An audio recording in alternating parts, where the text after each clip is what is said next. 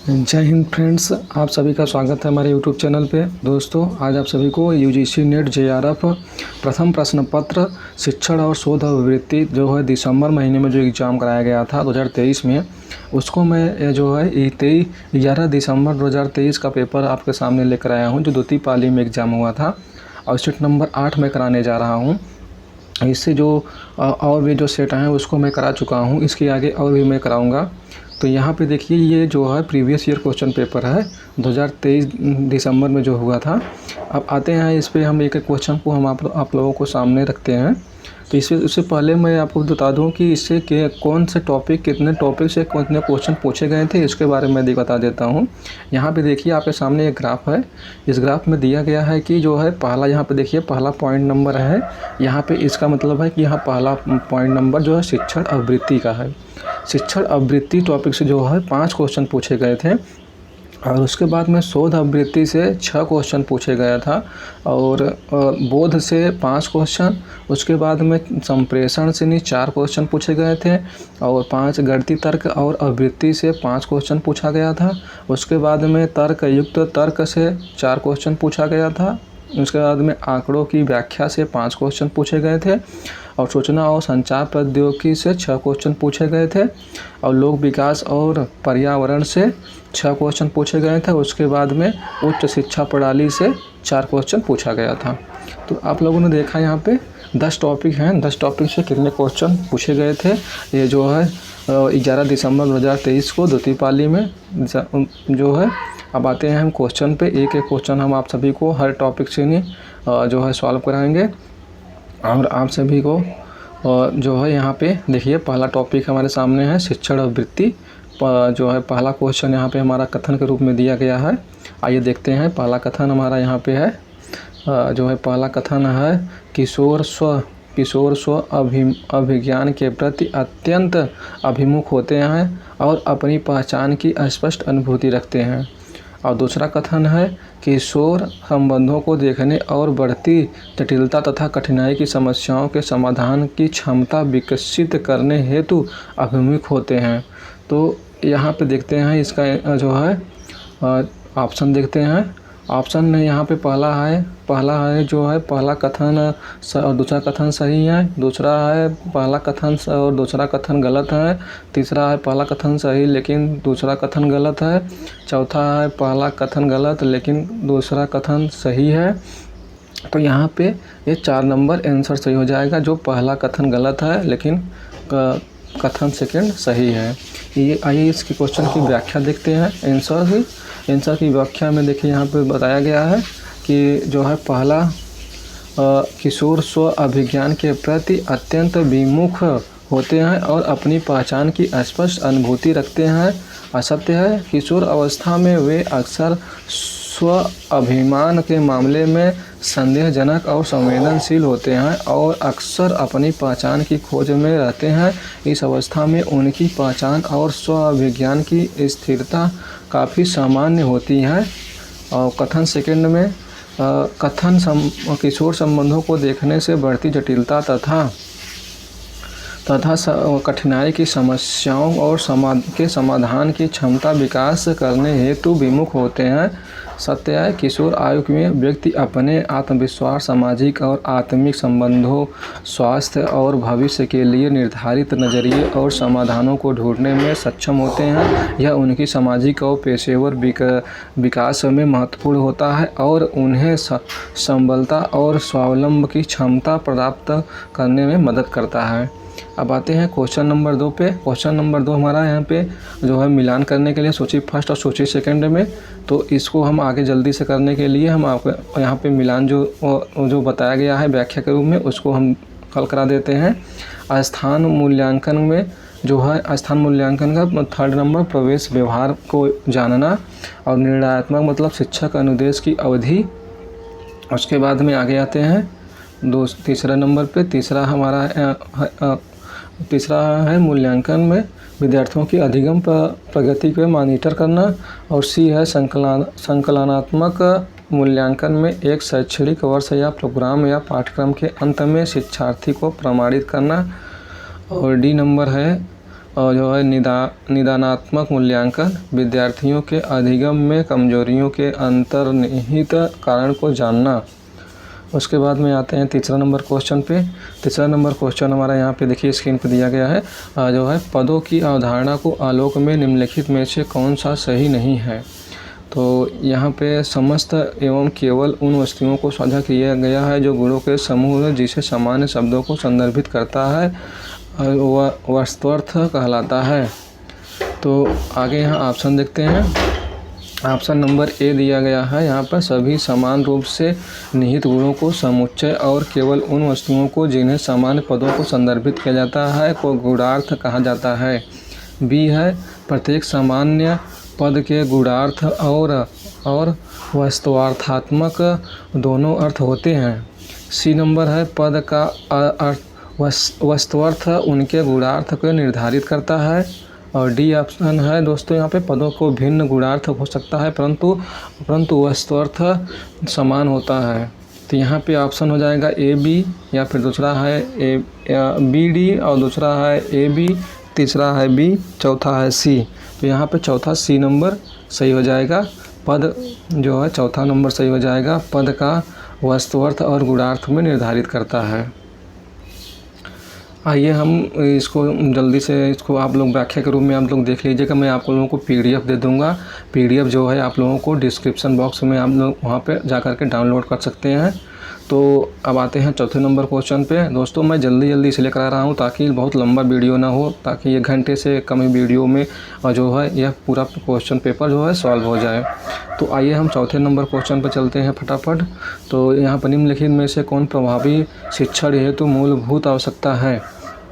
पहला है विद्यार्थियों के बीच व्यक्तिगत भिन्नताओं की उपेक्षा करना। दूसरा है पर्याप्त संसाधन और प्रौद्योगिकी। तीसरा है पारंपरिक शिक्षण विधियों का प्रयोग। चौथा है पाठ्यचर्यात्मक मार्गदर्शनों की दृढ़ सशक्ति। तो यहाँ पे हो जाएगा दूसरा ऑप्शन सही हो जाएगा, जो है पर्याप्त संसाधन और प्रौद्योगिकी। इसकी व्याख्या के रूप में देखते हैं। काफ़ी अच्छा क्वेश्चन है दोस्तों, ऐसा क्वेश्चन दोबारा रिपीट कर सकता है एनटीए। तो यहाँ पे देखिए, पर्याप्त संसाधन और प्रौद्योगिकी प्रभावी शिक्षण हेतु मूलभूत आवश्यकता है। पर्याप्त संसाधन और प्रौद्योगिकी प्रभावी शिक्षण के लिए मूलभूत आवश्यकता है। शिक्षण अधिगम प्रक्रिया के रोचक, प्रेरक और सक्रिय बनाने के लिए शैक्षिक प्रौद्योगिकी का इस्तेमाल ज़रूरी है, चाहे वे शिक्षण विधियाँ हों, चाहे वो संचार हो, चाहे शोध या प्रबंध हो। बिना प्रौद्योगिकी के अधूरे तथा अपंग प्रतीत होते हैं। प्रौद्योगिकी ने शिक्षा क्षेत्र में क्रांतिकारी परिवर्तन किए हैं। श्यामपट्ट व चाक के स्थान पर अब OHP, व LCD का प्रयोग किया जाने लगा है। कक्ष शिक्षण के साथ वर्चुअल शिक्षण की अवधारणा विकसित हो गई है।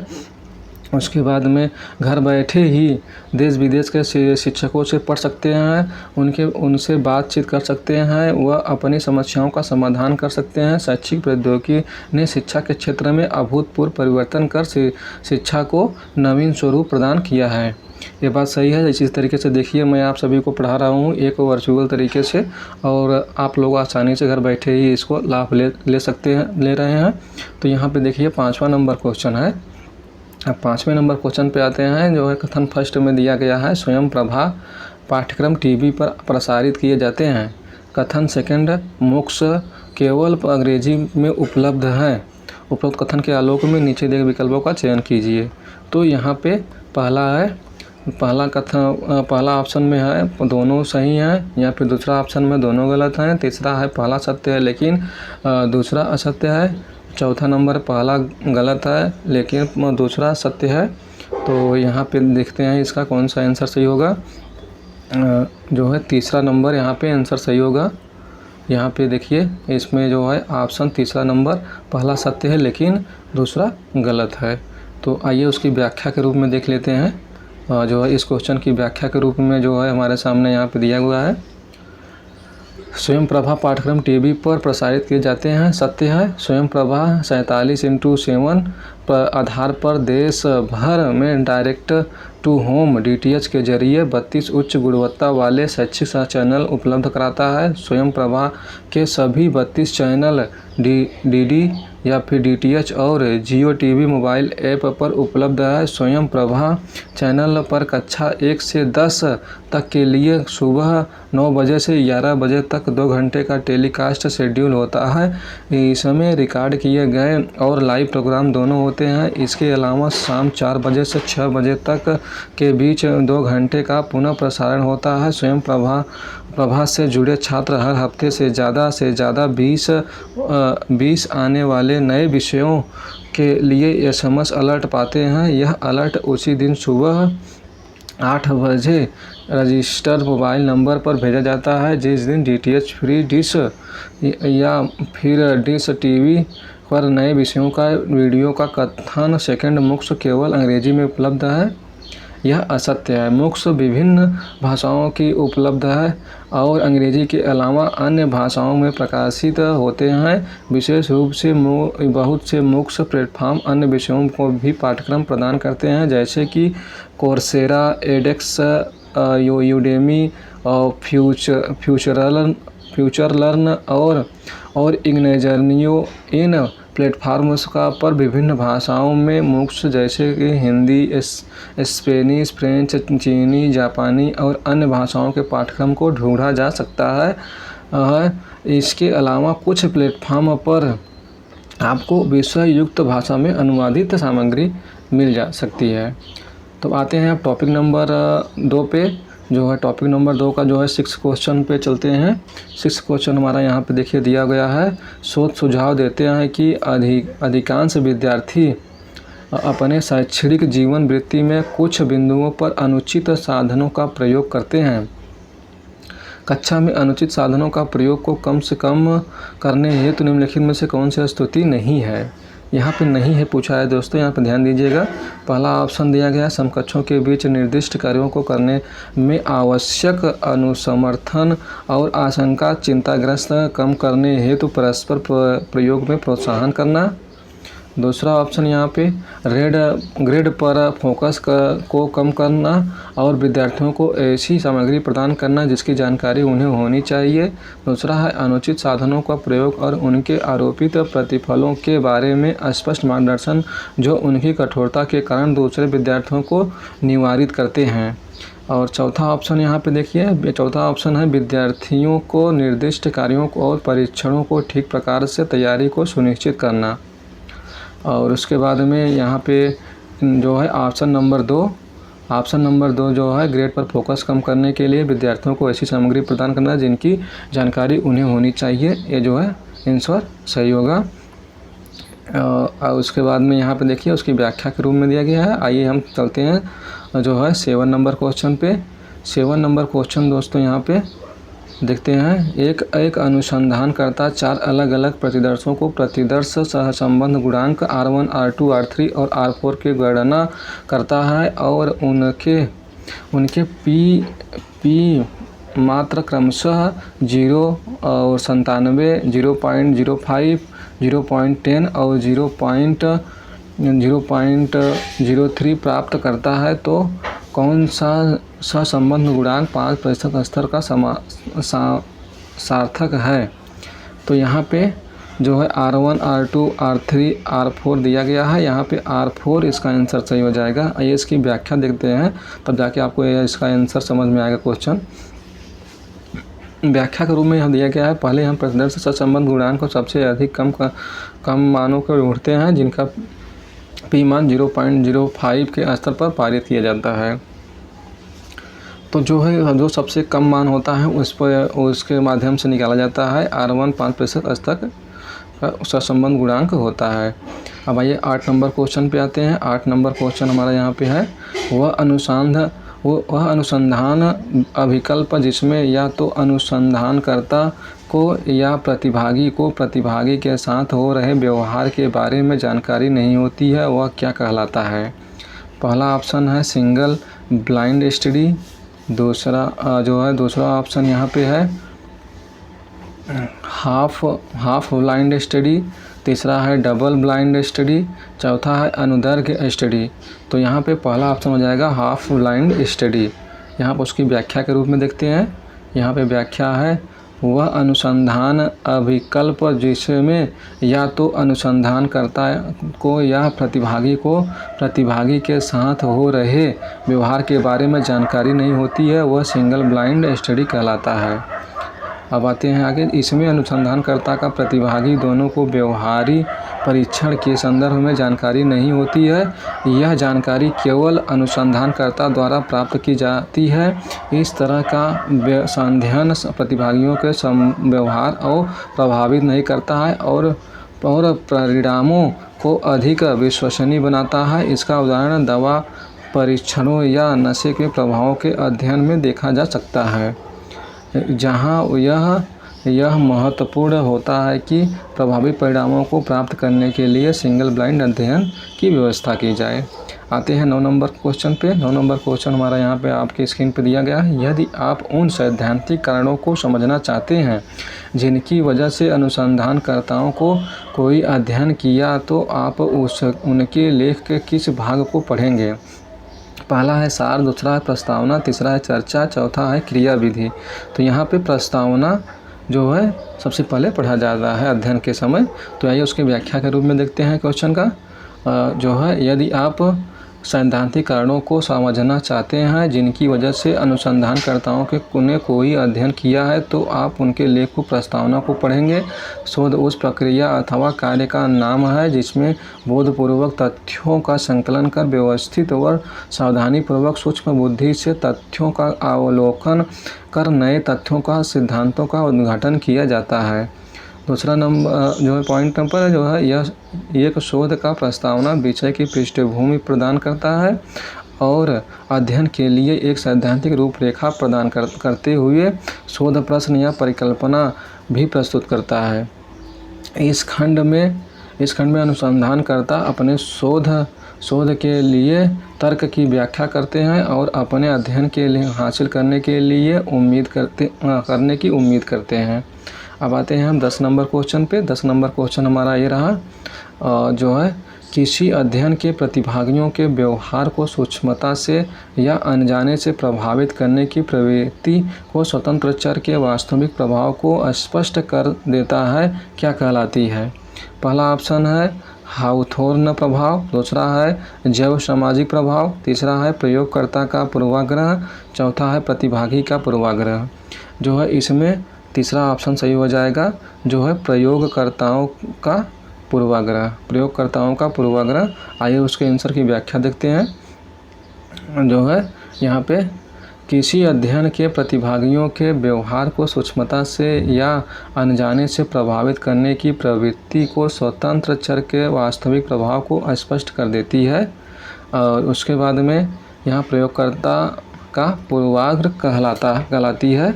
और उसके बाद में प्रयोगकर्ता के पूर्वाग्रह का एक अध्ययन और प्रतिभागियों के व्यवहार या प्रतिक्रियाओं को जानने में प्रभावित करने के लिए शोधकर्ताओं की प्रवृत्ति को संदर्भित करता है, जिससे स्वतंत्र चर के वास्तविक प्रभाव का पता चलता है। यह पूर्वाग्रह शोधकर्ता के अपेक्षाओं और विश्वासों या अनजाने संकेतों का कारण हो सकता है जो वे अध्ययन के दौरान प्रदान करते हैं। और प्रयोगकर्ता का पूर्वाग्रह अध्ययन के परिणामों को वैधता और विश्वसनीयता को प्रभावित कर सकता है। आइए 11 नंबर क्वेश्चन पर चलते हैं। 11 नंबर क्वेश्चन हमारा यह है, जो है धनात्मक विषय वितरण में निम्नलिखित में से कौन से सही होगा? यह मध्य बहुलक, दूसरा बहुलक मध्यिका, तीसरा है जो है मध्य बड़ा है मध्यिका से, या फिर बहुलक बड़ा है माध्य से, या फिर माध्यिका बड़ा है और जो है माध्य से। तो यहाँ पे देखते हैं धनात्मक वितरण में कौन सा बड़ा होगा, कौन सा सही होगा, इसमें पूछा गया है। ऑप्शन नंबर यहाँ पे पहला है AB, दूसरा है AC, तीसरा है AB, चौथा है DE। तो यहाँ पे दूसरा हो जाएगा ऑप्शन जो है A और C। तो यहाँ पे माध्य बड़ा है बहुलक से और माध्य बड़ा है माध्यिका से। तो आगे आते हैं हम नेक्स्ट क्वेश्चन पे। यहाँ पे देखिए उसका आंसर की व्याख्या दिया गया है। आगे आते हैं नेक्स्ट क्वेश्चन पे जो है हम यहाँ पे बोध से क्वेश्चन तीसरा टॉपिक पे हम आ गए हैं। यहाँ पे बोध का तीसरा टॉपिक हमारा है, तो बोध से में उसमें गद्यांश पूछा जाता है। इस गद्यांश को पढ़िए और नीचे दिए गए 46 से 50 के उत्तर दीजिए। तो यहाँ पे जो है 5 क्वेश्चन पूछा गया है, तो 5 क्वेश्चन को जो है गद्यांश के माध्यम से पूछा गया है।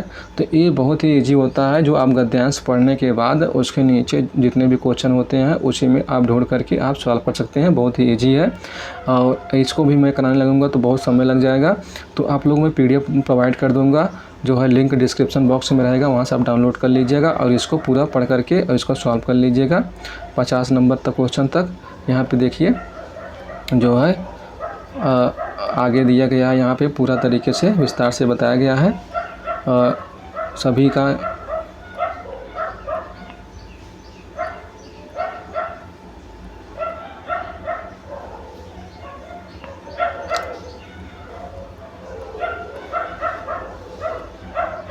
क्वेश्चन नंबर 3 पे यहाँ हो गया है। अब आते हैं अब यहाँ पे आते हैं गणितीय अभिवृद्धि।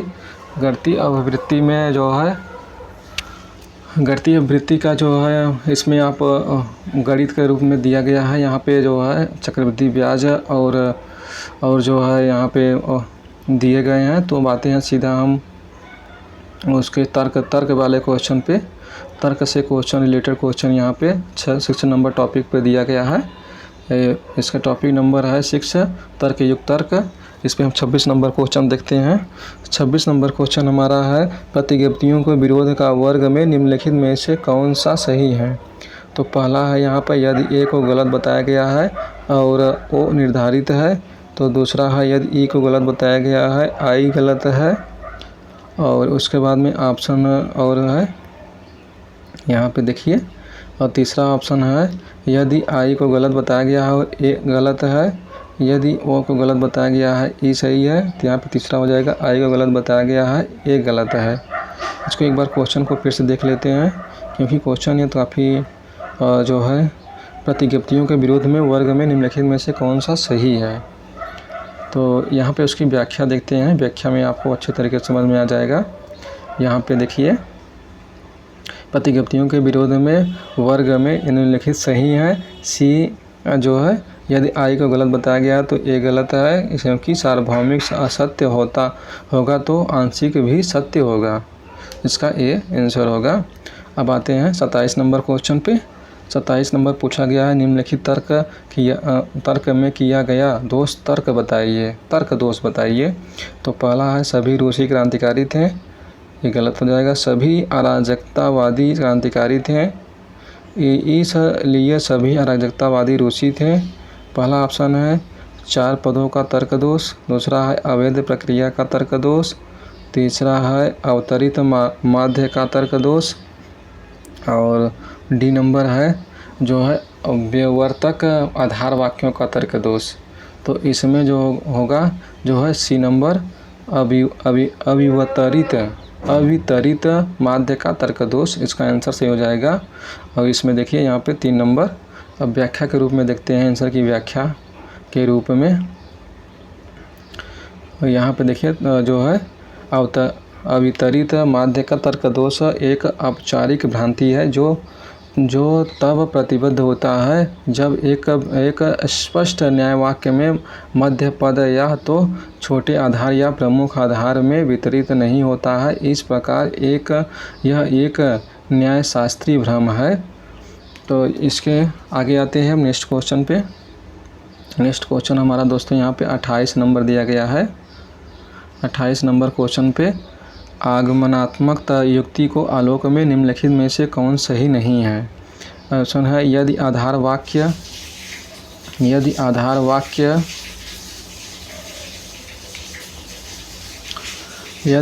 वाक्य सही है तो निम्न निष्कर्ष संभाव्य। फिर से ऑप्शन नंबर ए देखते हैं। यहाँ पे ए नंबर पहला ऑप्शन है यदि आधार वाक्य सही है तो निष्कर्ष संभाव्यतः सही होता है। बी नंबर है निष्कर्ष संभाविक रूप से आधार वाक्यों का अनुपालन करते हैं। सी नंबर है इसकी संभावना नहीं है कि आधार वाक्य सही हो और निष्कर्ष गलत हो। डी नंबर है यह असंभव है कि सभी आधार वाक्य सही हों और निष्कर्ष गलत हों। यहाँ पे ऑप्शन नंबर 1 ए बी, दूसरा है बी सी, या फिर तीसरा सी डी, चौथा है डी। यहाँ पे चौथा नंबर ऑप्शन जो है सही हो जाएगा। यह असंभव है कि सही आधार वाक्य सही हो और निष्कर्ष गलत हों। तो यहाँ पे चौथा नंबर जो है डी सही हो जाएगा आंसर। आइए आंसर की व्याख्या देखते हैं। आंसर की व्याख्या में यहाँ दिया गया है, यह संभव है कि सभी आधार वाक्य सही हो और निष्कर्ष गलत हो। आगमनात्मक तर्क युक्ति का उपयोग करके एक ऐसा आधार वाक्यों को स्वीकार करने के बाद हम किसी निष्कर्ष तक पहुंचने का प्रयास करते हैं। आगमनात्मक युक्त के आलोक में हमारे पास प्रमुख या प्रस्तुत वाक्य होते हैं जिन्हें हम मानते हैं और उनकी आधारित व्याख्या या स्वीकृति के बाद हम निष्कर्ष को प्राप्त करते हैं। और इस संदर्भ में यदि हम कहते हैं कि सभी आधार वाक्य सही हैं तो यह अर्थहीन हो जाता है, क्योंकि आधार वाक्यों की गलतियों या अव्यवस्थाओं की संभावना हमेशा होती है। आगमनात्मक युक्ति के अनुसार हम विश्वास करते हैं कि हमारे पास सही और प्रमुख वाक्य होंगे, लेकिन इससे यह नहीं सिद्ध होता है कि वे सभी सही होंगे। इसलिए हमें सावधानी से निष्कर्ष निकालने की आवश्यकता होती है और सभी आधार वाक्यों को तर्क के साथ परीक्षण करना चाहिए। 29 नंबर क्वेश्चन है अनुमान इन्फरेंस के संदर्भ में गौड़ पदों के मध्य पद की व्यवस्थित को कहा जाता है। पहला है परामर्श, दूसरा है व्याप्ति, तीसरा है पक्षधर्मता, चौथा है पक्ष। तो अब आते हैं यहाँ पे ऑप्शन नंबर पे जो है यहाँ पे तीसरा हमारा सही हो जाएगा। तीसरा नंबर पे है पक्षधर्मता। 29 नंबर क्वेश्चन का अब व्याख्या देखते हैं। व्याख्या के रूप में देखिए यहाँ पे दिया गया है जो है गौड़ पद एक अनुमान इन्फ्रेंस के संदर्भ में उन पदों को कहते हैं जो किसी निश्चित परिणाम या निष्कर्ष को प्रस्तुत करने में सहायक होते हैं, लेकिन सीधे नहीं प्रस्तुत किए जा सकते। मध्य पद उन पदों में से एक हैं जिनमें गौड़ या सहायक तरीके से प्राप्त की गई जानकारी दी जाती है। पक्षधर्मता या दृष्टिगतता कहा जाता है जब अभिभावक अथवा उनके प्रतिष्ठानुसारी व्यक्ति किसी घटना या स्थिति को अपने स्वामित्व धारणाओं या विशेष कल्पनाओं को अनुसार देखता है। तो जो है गौड़ पदों के मध्य पद के उपस्थिति को पक्षधर्मता कहा जाता है, क्योंकि यह उपस्थिति अनुमान को पक्षधर्मता या दृष्टिगतता की ओर प्रेरित करता है। यह अनुमान का तर्क या निष्कर्ष पक्षधर्मता के प्रति प्रेरित होता है। इससे उसकी विशेषताओं को समझने में मदद मिलती है। इसका मतलब यह है कि जब हम किसी अनुमान को बनाते हैं या तो हमारे पक्षधर्मता अथवा धारणाओं के प्रति हमारी दृष्टिगतता की उपस्थिति इस प्रकार के गौड़ पद के मध्य पद में माध्यम से प्रकट होती है। इससे हमारे अनुमान के निष्कर्ष पर प्रभाव पड़ता है और हमारी पक्षधर्मता का प्रतिनिधित्व किया जाता है। आइए अब आते हैं आंकड़ों की व्याख्या। यह जो है ग्राफ में रूप में है, 7वां टॉपिक है हमारा। 7 टॉपिक में इसमें 5 क्वेश्चन पूछे गए हैं। तो आप सभी लोग इसे जो है मैथमेटिकल और रीजनिंग क्वेश्चन होते हैं, जिसमें देखिए औसत का एवरेज का क्वेश्चन पूछा गया है। उसके बाद में यहाँ पे देखिए परसेंटेज का क्वेश्चन है उसी में, और भी जो है रीजनिंग से रिलेटेड क्वेश्चन होते हैं। तो अब इसको हम छोड़ करके अब आगे आते हैं 8 नंबर टॉपिक पर, सूचना और संचार प्रौद्योगिकी। और इसमें जो है कथन नंबर फर्स्ट में देखिए यहाँ पे मैथमेटिकल के रूप में देखिए दिया गया है। तो इसको आप लोग का देख लीजिएगा। आगे आते हैं हम नेक्स्ट क्वेश्चन पे। नेक्स्ट क्वेश्चन हमारा नंबर है 38 नंबर। यहाँ सूची फर्स्ट और सूची सेकंड से मिलान करने के लिए दिया गया है। तो यहाँ पे इसका जो मिलान किया गया है उसको हम देखते हैं। यहाँ पे है पहला है ए नंबर है सॉफ्टवेयर। इसमें है की प्रोसेसिंग के रिकॉर्ड करने और उससे तीसरे पक्ष को भेजने के लिए उपयोग किया जाने वाला की लॉगर है। दूसरा है फिशिंग। प्रयोक्ताओं जो है फिशिंग का आंसर हो जाएगा प्रयोक्ताओं को यूजर्स की व्यक्तिगत जानकारी प्राप्त करने के लिए उन्हें फर्जी वेबसाइट पर जाने हेतु आकर्षित करने के लिए ईमेल भेजना। और तीसरा नंबर है रैनसमवेयर। रैनसमवेयर में है जो है किसी यूजर को डाटा को बंधक होस्टेज करके रखना और प्राप्य शुल्क लेकर उसे रिलीज करना। तीसरा है फार्मिंग, यूजर से को व्यक्तिगत जानकारी प्राप्त करने के लिए उन्हें फर्जी वेबसाइट पुनर्निर्देशित करने हेतु गलत इरादे से भेजे गए कोड में डाउनलोड करना। आगे आते हैं 37 नंबर क्वेश्चन पे। 37 नंबर क्वेश्चन हमारा ये है, यह जब व्यक्ति पत्रिका यानी जर्नल के सदृष्टि प्रविष्टियाँ इंटरनेट पर प्रस्तुत करते हैं तो इन प्रविष्टियों को कहा जाता है। पहला है परामर्श हेतु का स्तंभ, दूसरा है नेट अभिमत, तीसरा है वेब ब्लॉग, चौथा है डिजिटल कथाएँ। इसमें व्याख्या के रूप में तीसरा जो है वेब ब्लॉग, यही जो है आंसर सही हो जाएगा। और इसकी व्याख्या देखते हैं। जब व्यक्ति पत्रिका जर्नल सदृश प्रविष्टि इंटरनेट पर करते हैं तो उन्हें प्रविष्टियों को वेब ब्लॉग कहा जाता है। जो है ये वेब ब्लॉग क्या है ये देखते हैं। वेब ब्लॉग एक ऑनलाइन डायरी का नोटबुक की तरह होता है जिसमें व्यक्तिगत या व्यापारिक अनुभव, विचार और जानकारी साझा की जाती है। यह एक ऑनलाइन प्लेटफॉर्म है जिसमें व्यक्तिगत या सार्वजनिक रूप से लेख, साहित्य, कला, प्रौद्योगिकी या किसी अन्य विषय पर प्रविष्टियाँ प्रकाशित की जाती हैं। यह एक माध्यम होता है जिसका उपयोग लोग अपने विचार, अनुभव या ज्ञान को साझा करने, अन्यों से संवाद करने या अपने उत्पादों का सेवाओं को प्रचार प्रसार करने के लिए करते हैं। 38 नंबर क्वेश्चन पे आते हैं। 38 नंबर क्वेश्चन हमारा यह है, आधुनिक सूचना प्रौद्योगिकी में प्रवृत्तियों को संबंधों में निम्नलिखित में से कौन सा कथन प्रासंगिक है। तो पहला ऑप्शन है पारंपरिक कंप्यूटिंग में डाटा बाइनरी डिजिट्स में दर्शाया जाता है, जबकि क्वांटम कंप्यूटिंग में डाटा क्वांटम बिट्स का क्यूबिट्स में दर्शाया जाता है। तो उसके बाद में तीसरा ऑप्शन में है गतिविधि का पता लगाने में सक्षम हाथ में पहने जाने सकने वाली युक्ति या डिवाइस को जो चले गए कदमों की संख्या में और हृदय को धड़कन की दर जैसा डेटा को मापती है, वह वाईमैक्स का एक उदाहरण है। सी नंबर है नोट्स या संग्रह जो पर्यावरण संवेदन, लोकल कंप्यूटेशन और अपने समकक्ष या अन्य उच्च निष्पादन वाले नोट्स के साथ संचार करने में सक्षम होता है, उसे जियोग्राफिक इंफॉर्मेशन सिस्टम GIS कहा जाता है। और चौथा जो है यहाँ पे देखिए, यहाँ पे ऑप्शन दिया गया है जो है केवल A, केवल B, केवल AC या फिर BC। तो यहाँ पे पहला जो है A नंबर ऑप्शन सही हो जाएगा। A नंबर की इसमें देखिए आंसर की व्याख्या देखते हैं। जो है A नंबर जो हमारा है यह आधुनिक सूचना प्रौद्योगिकी में प्रवृत्तियों को संबंध निम्नलिखित में कथन प्रासंगिक है। A नंबर है हमारा पारंपरिक कंप्यूटिंग में डाटा बाइनरी डिजिट्स में दर्शाया जाता है, जबकि क्वांटम कंप्यूटिंग में डाटा क्वांटम बिट्स क्यूबिट्स में दर्शाया जाता है। तो आगे आते हैं अब हम नेक्स्ट क्वेश्चन पे। नेक्स्ट क्वेश्चन हमारा है 39 नंबर।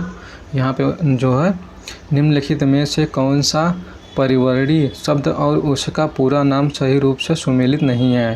पहला है लैन, दूसरा मैन, तीसरा वैन और चौथा है VPN। इसमें है परिवर्णी शब्द या उसका पूरा नाम रूप में सुमेलित नहीं है, तो चौथा हो जाएगा VPN। VPN जो है वर्चुअल पर्सनल नेटवर्क होता है इसका पूरा नाम, और VPN डेटा को एक सुरक्षित तांत्रिका के माध्यम से एनक्रिप्ट करके इंटरनेट के पर भेजने की सुविधा प्रदान करता है। अब आगे आते हैं नेक्स्ट क्वेश्चन पे। नेक्स्ट क्वेश्चन हमारा दोस्तों यहाँ पे 40 नंबर है। कथन फर्स्ट के रूप में यहाँ पे देखिए दिया गया है 3D प्रिंटर मुख्यतः CAD में उपलब्ध किए जाते हैं। दूसरा कथन है OLED यानी कि OLED में कुछ प्रकार के बैंक लाइटिंग की आवश्यकता होती है ताकि स्क्रीन पर को प्रकाशित किया जा सके। तो यहाँ पे आगे आते हैं कथन के रूप में यहाँ पूछा गया है कथन फर्स्ट या कथन सेकंड दोनों सही है, दूसरे में दोनों गलत हैं, तीसरा है पहला गलत है दूसरा सही गलत है, पहला सही है दूसरा गलत है, चौथे नंबर पे पहला गलत है लेकिन दूसरा सही है। तो यहाँ पे पहला सत्य है लेकिन दूसरा गलत है। तो आते हैं इसकी व्याख्या के रूप में देखते हैं। काफ़ी अच्छा इंपॉर्टेंट क्वेश्चन है दोस्तों। यहाँ पर 3D प्रिंटिंग पहली बार 70 के दशक में शुरू की गई थी।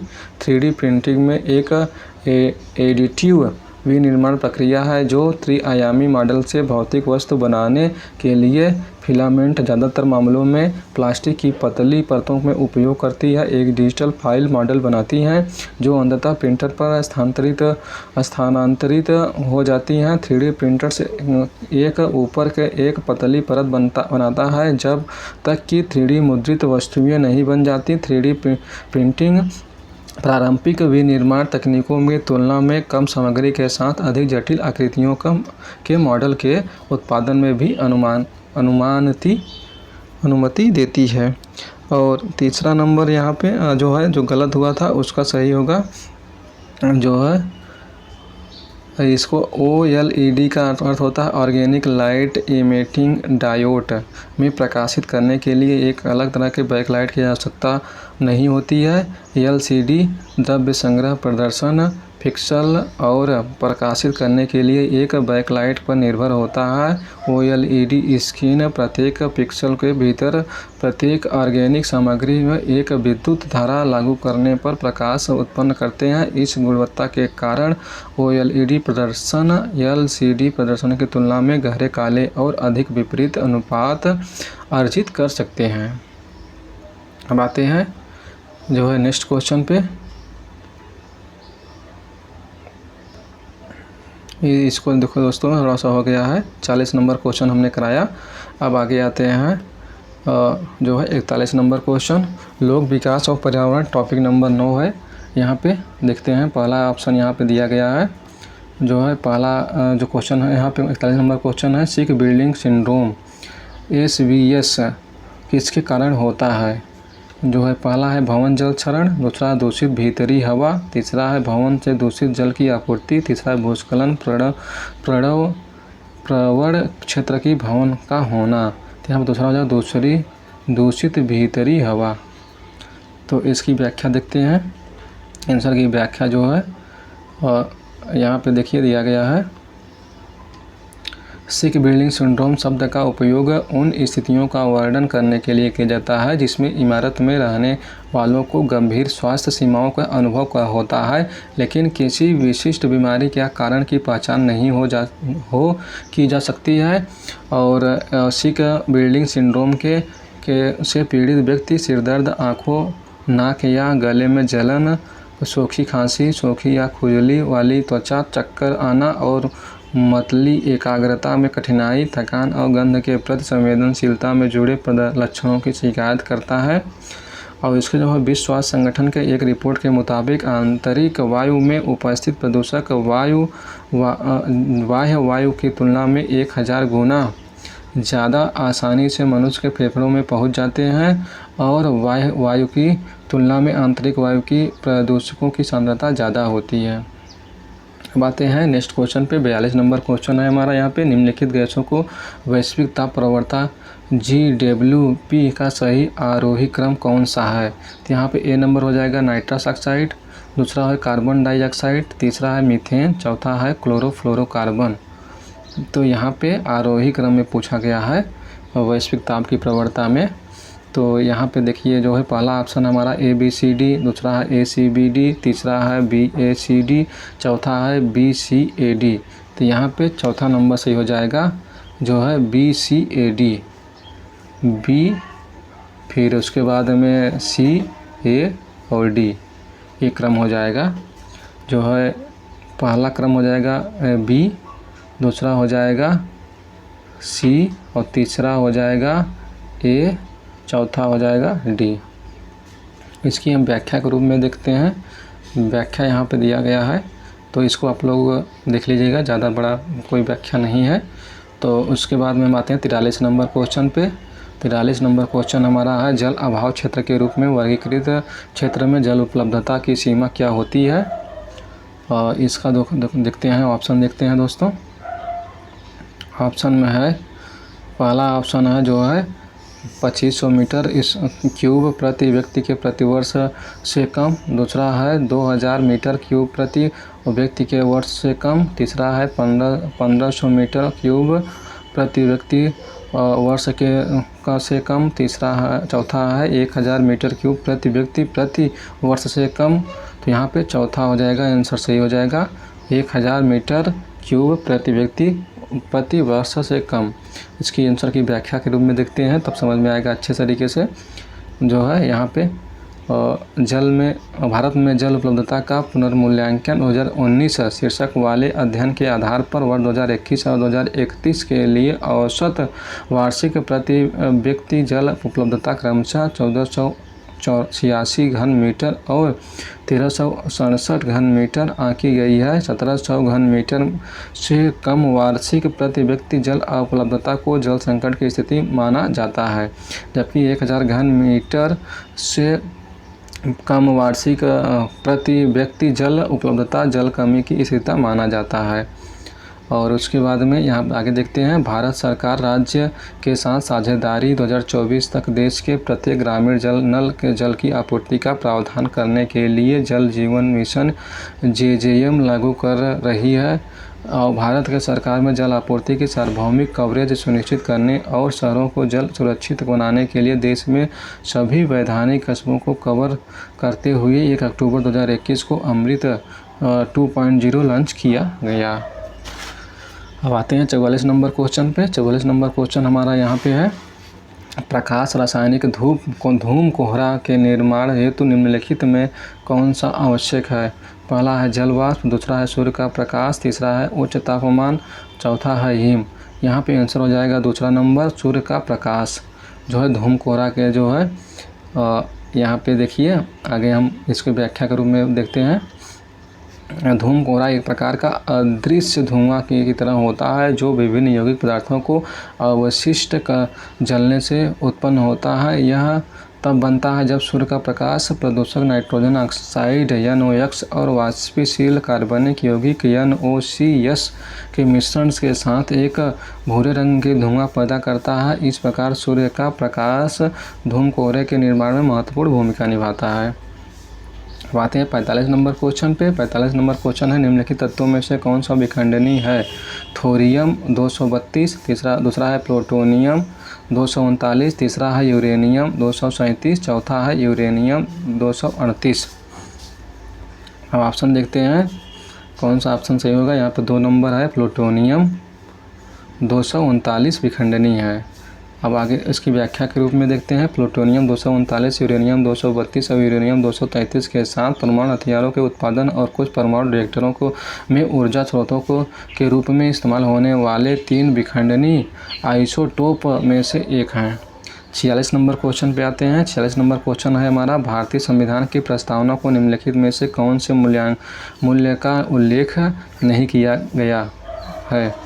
पहला ऑप्शन है न्याय, दूसरा है समानता, तीसरा है साहस, चौथा है स्वतंत्रता। यहाँ पे तीसरा है साहस, यह उल्लेख नहीं किया गया है।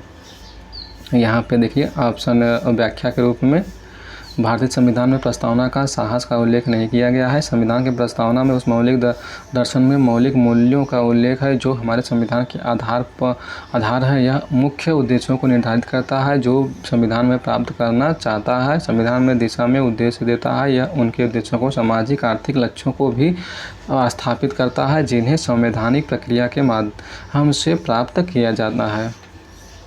अब आगे आते हैं हम, यहाँ पे प्रस्तावना के रूप में दिया गया है। अब आते हैं 10 नंबर टॉपिक पे, उच्च शिक्षा प्रणाली। इसका 47 नंबर क्वेश्चन देखते हैं। 20वीं शताब्दी के आरंभ में भारतीय विश्वविद्यालय अधिनियम के अधिनियमन के पीछे निम्नलिखित में से किसका हाथ था?